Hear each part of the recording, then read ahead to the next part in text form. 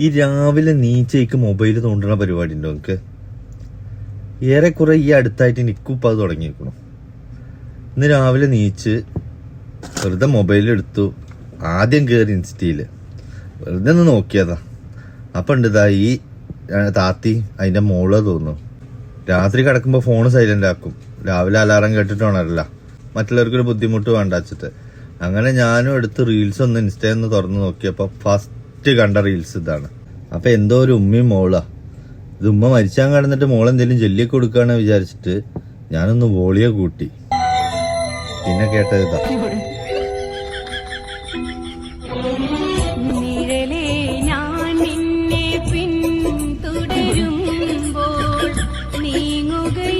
എന്താ അവസ്ഥ അല്ലേ?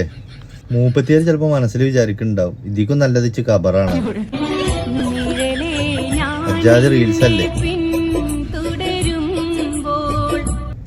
പുല്ല് എന്തെങ്കിലും ആവട്ടെ വെച്ചിട്ട് സൗണ്ട് കമ്മിയാക്കി അടുത്ത റീലിട്ടു. അപ്പോഴും മൂപ്പത്തിയാർ ഇതേമാതിരി എന്തോ കാര്യമായിട്ട് സ്ഥലത്ത് ചെല്ലണ മാതിരിയാണ്. വോളിയോ കൂട്ടി.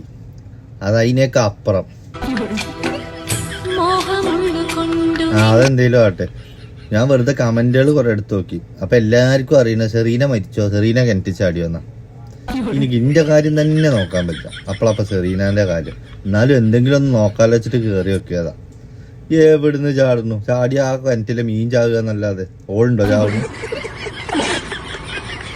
വലിയൊരുനാളും വെള്ളിയാഴ്ച ഒരുമിച്ചിട്ട് വന്നിട്ട് മുസാഫ് തൊടാത്ത ഓളിപ്പോ സലീമിന്റെ എന്തോ കാര്യത്തിന് സത്യം തെളിയിക്കാൻ ഒരു മുസാഫ് എടുത്തിറങ്ങിയിരിക്കും.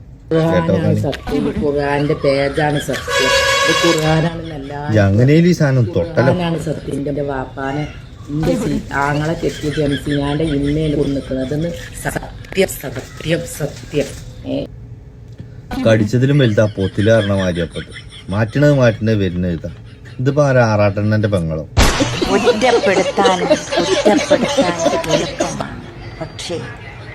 ഒരു മനുഷ്യൻ കടക്കപ്പായിന്ന് രാവിലെ നീച്ച് പോകുമ്പോ ഇതുകൊണ്ടാണ് മൊബൈൽ എടുക്കരുതെന്ന് പറയുന്നത്. ഇജാതി ഓരോന്നാ മുന്നിൽ വരിക. ഇതൊക്കെ കണ്ട് നീച്ച് പോയാ പാണ്ടിലോറി അപ്പുറത്തു കൂടെ പോവുകയാണെങ്കിൽ ഇപ്പുറത്ത് വന്ന് കുത്തിപ്പോവും. അത്ര ഐശ്വര്യക്കാരൻ അന്നത്തെ ദിവസം.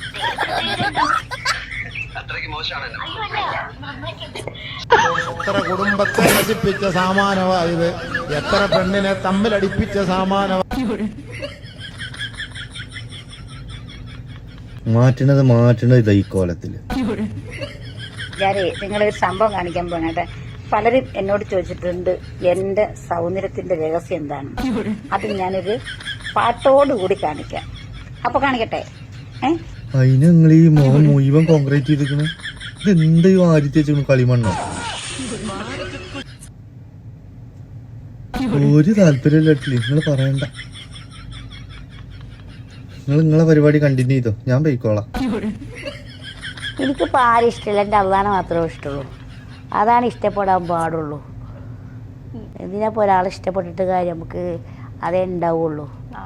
നമ്മളെ ജീവിതത്തിൽ ദൈവത്തിന് ഇഷ്ടപ്പെട്ട ദൈവമല്ല നമ്മളെ ഈ രൂപത്തിലാക്കി ഈ പരലോകത്തേക്ക് അയച്ചത്.